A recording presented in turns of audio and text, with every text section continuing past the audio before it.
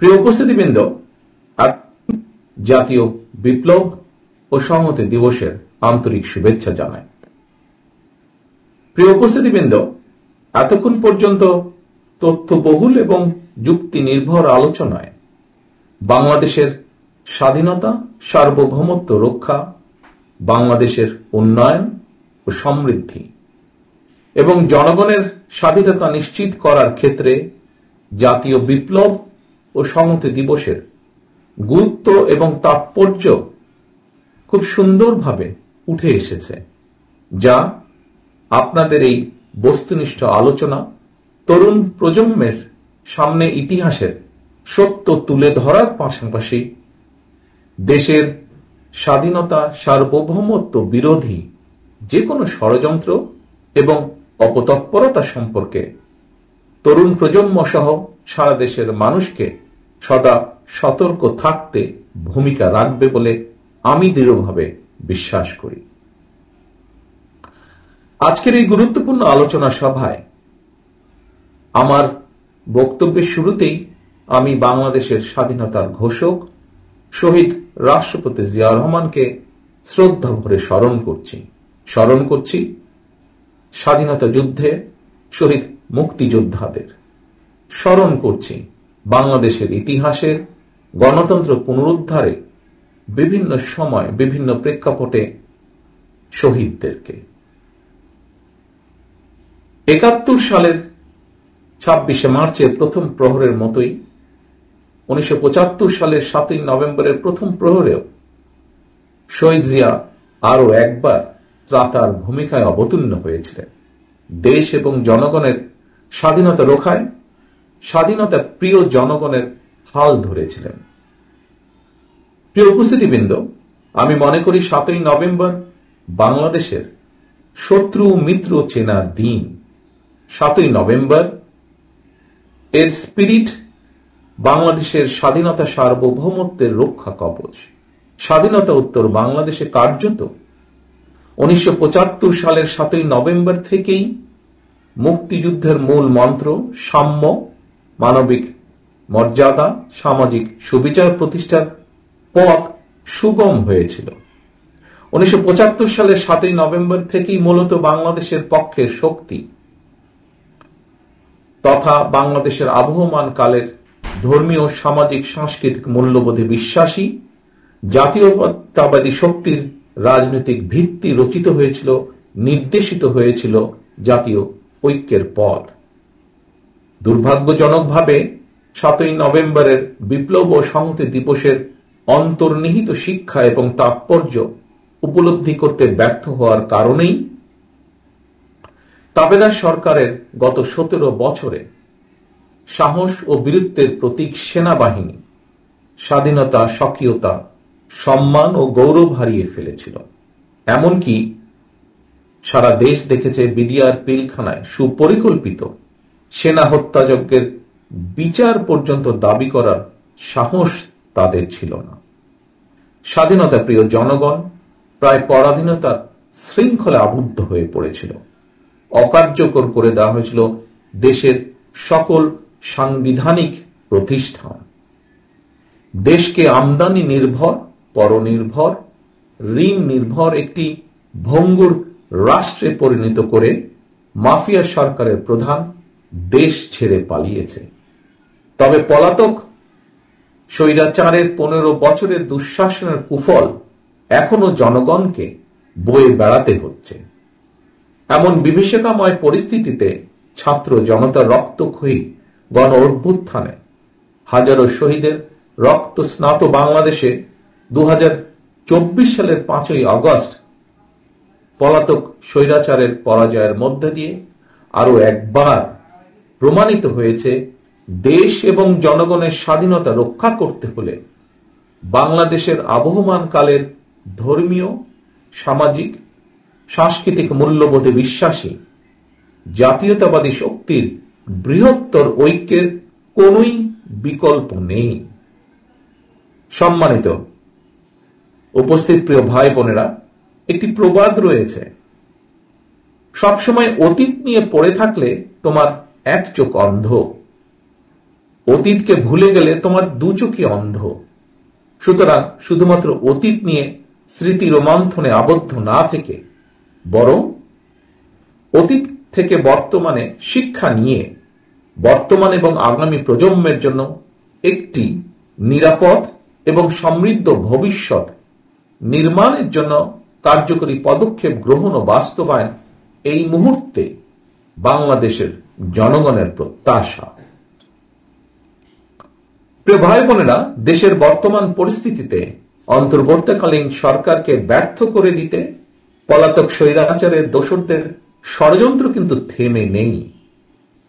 Mafia সরকার বিনা ভোটে ক্ষমতা আঁকড়ে থাকার সময় বিশ্বে বাংলাদেশকে জঙ্গি রাষ্ট্র হিসেবে পরিচিত করার অপকৌশলে লিপ্ত ছিল।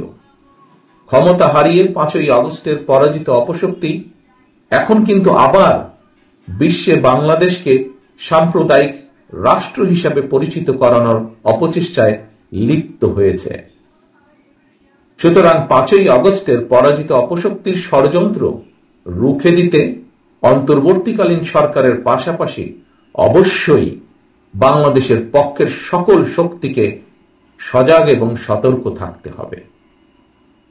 প্রিয় উপস্থিতিবৃন্দ, আর একদিন পরেই অন্তর্বর্তীকালীন সরকারের মেয়াদকাল 3 মাস পূর্ণ হতে যাচ্ছে। একটি সরকারের সাফল্য কিংবা ব্যর্থতা মূল্যায়নের জন্য 3 মাস হয়তো যথেষ্ট সময় নয়, কিন্তু মনে রাখা দরকার বাজারে দ্রব্যমূল্যের সঙ্গে যুদ্ধ করতে গিয়ে সাধ্যের কাছে প্রতিদিন যেই মানুষগুলোকে হার মানতে হয়, 3 মাস সময় তাদের কাছে মনে হতে পারে 3 বছরের সমান। তাই বিশেষ করে কৃষক, শ্রমিক, দিনমজুর বা স্বল্প আয়ের মানুষ কিংবা নিম্ন মধ্যবিত্ত, এমনকি অনেক মধ্যবিত্ত জনগোষ্ঠীর প্রতিদিনের দুঃখ দুর্দশা লাঘব করতে কঠোর হাতে বাজার নিয়ন্ত্রণ করা অত্যন্ত জরুরি। দ্রব্যমূল্য জনগণের ক্রয় ক্ষমতার মধ্যে আনতে ব্যর্থ হলে অন্তর্বর্তীকালীন সরকারের সকল সংস্কার কার্যক্রম জনগণের কাছে প্রশ্নবিদ্ধ হয়ে পড়তে পারে। উপস্থিত প্রিয় ভাই বোনেরা, রাষ্ট্র মেরামত তথা রাষ্ট্রের প্রচলিত বিধিবিধান সংস্কারের জন্য অন্তর্বর্তীকালীন সরকার কার্যক্রম শুরু করেছে। সংস্কার একটি ধারাবাহিক এবং চলমান প্রক্রিয়া, যা এরই মধ্যে আমরা বিভিন্ন সময় বিএনপির নেতৃবৃন্দ সহ সমাজের বহু জ্ঞানীগুণী মানুষ উল্লেখ করেছেন। বিএনপি সংস্কার কার্যক্রমের পক্ষে, তবে বিএনপি মনে করে রাষ্ট্র বা রাষ্ট্রীয় প্রতিষ্ঠানের পুঁথিগত সংস্কারের চেয়ে জনগণের রাজনৈতিক ক্ষমতায়নের লক্ষ্যে রাজনৈতিক দল এবং রাজনৈতিক কর্মী সমর্থকদের গুণগত পরিবর্তন সংস্কার বেশি গুরুত্বপূর্ণ। কারণ গণতান্ত্রিক ব্যবস্থাপনায় শেষ পর্যন্ত রাজনীতিবিদদের দ্বারাই রাষ্ট্র পরিচালিত হয়। এ প্রসঙ্গে আমি আপনাদের সামনে আমাদের সংবিধানের একটি বিধি উল্লেখ করতে চাই। আমাদের বর্তমান বা সংবিধান যেটাই আছে, জনগণের প্রত্যক্ষ ভোটে নির্বাচিত হতে হবে, এটি আছে আমাদের সংবিধানে। সংবিধানে লেখা থাকার পরেও মাফিয়া সরকার সংবিধান মানেনি। গত 15 বছর জনগণের ভোট ছাড়াই তথাকথিত জনপ্রতিনিধিদেরকে নির্বাচিত ঘোষণা করা হয়েছে। সংবিধানে সুস্পষ্টভাবে লেখা থাকার পরও জনগণকে কেন ভোট প্রয়োগের অধিকার থেকে বঞ্চিত করা হলো? দেশের সর্বোচ্চ আদালতকে প্রকাশ্যে ফ্যাসিবাদের পক্ষ অবলম্বন করতে দেখা গিয়েছে। এজন্যই আমাদের উপলব্ধি করা প্রয়োজন, রাষ্ট্রীয় প্রতিষ্ঠানগুলোকে স্বৈরাচার কিংবা ফ্যাসিবাদের সহযোগী ভূমিকায় দেখতে না চাইলে জনগণের রাজনৈতিক এবং অর্থনৈতিক ক্ষমতায়ন প্রয়োজন।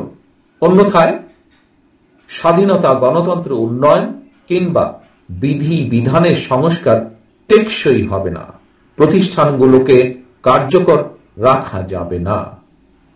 এমন প্রেক্ষাপটে আমি অন্তর্বর্তীকালীন সরকারের দৃষ্টি আকর্ষণ করে বলতে চাই, সেটি হল দেশে জনগণের আদালত এবং রাষ্ট্রীয় আদালত তথা বিচার বিভাগ শক্তিশালী, স্বাধীন এবং কার্যকর থাকলে ফ্যাসিবাদ কখনোই জনগণের স্বাধীনতা এবং ভোটের অধিকার কেড়ে নিতে সক্ষম হবে না।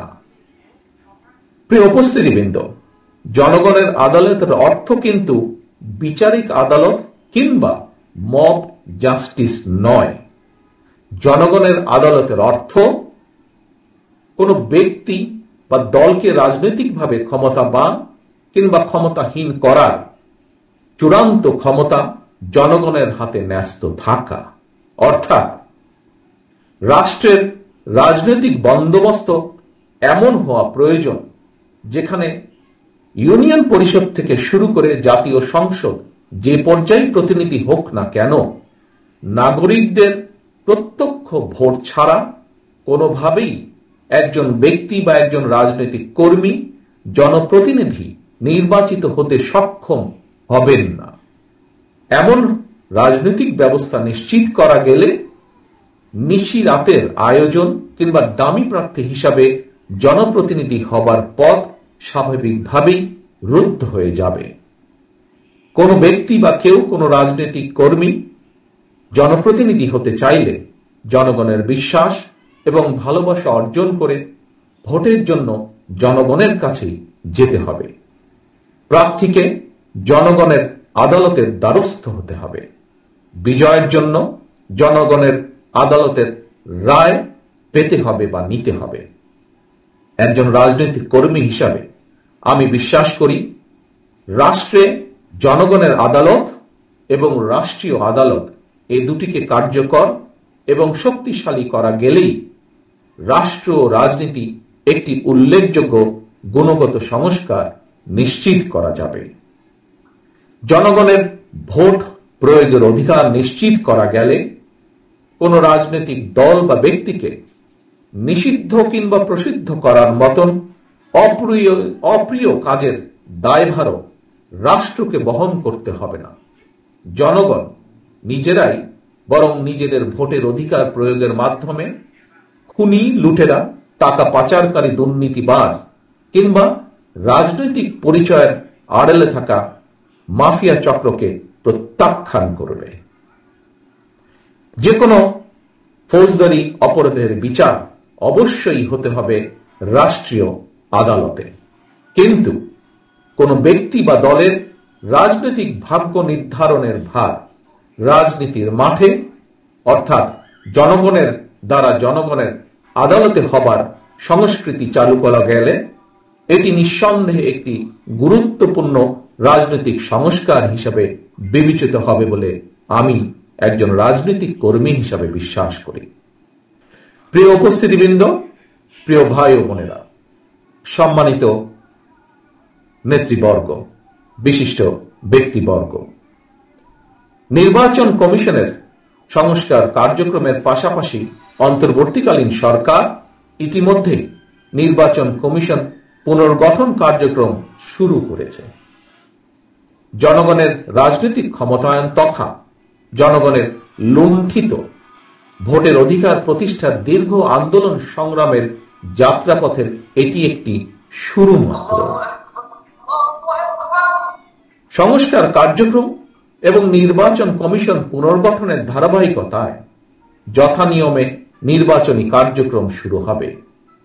সুতরাং আমি আমার দলের সর্বস্তরের, এখানে আমার সামনে যারা উপস্থিত আছেন আপনাদেরকে সরাসরিভাবে এবং যারা অনলাইনের মাধ্যমে দেখছেন বা বিভিন্নভাবে জানতে পারবেন, সমগ্র দেশে, সারা দেশে আমাদের সকল পর্যায়ের নেতাকর্মীকে আমি বলতে চাই, শুভাকাঙ্ক্ষী সমর্থকদের উদ্দেশ্যে আমি বলতে চাই, জনগণের বিশ্বাস ও ভালোবাসা অর্জন করুন, জনগণের সঙ্গে থাকুন, জনগণকে সঙ্গে রাখুন। একটি অবাধ সুষ্ঠু নির্বাচনের জনগণ নিরপেক্ষভাবে ভোট দেওয়ার সুযোগ পেলে দেশের জনগণের কাছে সবচেয়ে জনপ্রিয় দল বিএনপি অবশ্যই ইনশাআল্লাহ বিজয়ী হবে। তবে প্রতিটি নেতাকর্মীর মধ্যে, প্রিয় নেতাকর্মীবৃন্দ, প্রতিটি নেতাকর্মীর মধ্যে বিজয়ের আত্মবিশ্বাস থাকা ভালো।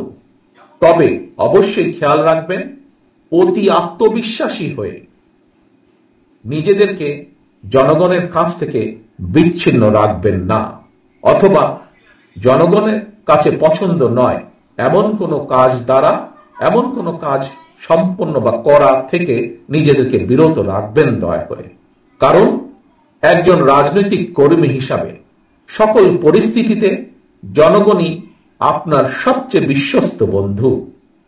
কারণ জনগণই বিএনপির সকল রাজনৈতিক ক্ষমতার উৎস। সম্মানিত সভাপতি, মঞ্চে উপস্থিত সম্মানিত নেতৃবর্গ, সম্মানিত বিশিষ্ট ব্যক্তিবর্গ, আমার সামনে উপস্থিত প্রিয় ভাই বোনেরা, পরিশেষে আমি একটি কথা দিয়ে আমার বক্তব্য শেষ করতে চাই। জনপ্রত্যাশার বিচারে 1971 সাল, 1975 সালের 7ই নভেম্বর, 1990 কিংবা 2024 সালের 5ই আগস্ট, প্রতিটি ঘটনা একই সূত্রে গাথা। প্রতিটি আন্দোলনের চূড়ান্ত লক্ষ্য ছিল একটি বৈষম্যহীন গণতান্ত্রিক মানবিক বাংলাদেশ বিনির্মাণ। আজকের এই জাতীয় বিপ্লব ও সংহতি দিবসে আসুন আমরা শপথ গ্রহণ করি, শহীদদের স্বপ্নের বাংলাদেশ গড়ার প্রত্যাশা নিয়ে আজকে এখান থেকে আমরা সকলে ঘরে ফিরে যাই। এই প্রত্যাশা রেখে আমার বক্তব্য শেষ করছি। আবারও আপনাদের সকলকে জাতীয় বিপ্লব ও সংহতি দিবসের আন্তরিক শুভেচ্ছা জানিয়ে আমার বক্তব্য শেষ করছি।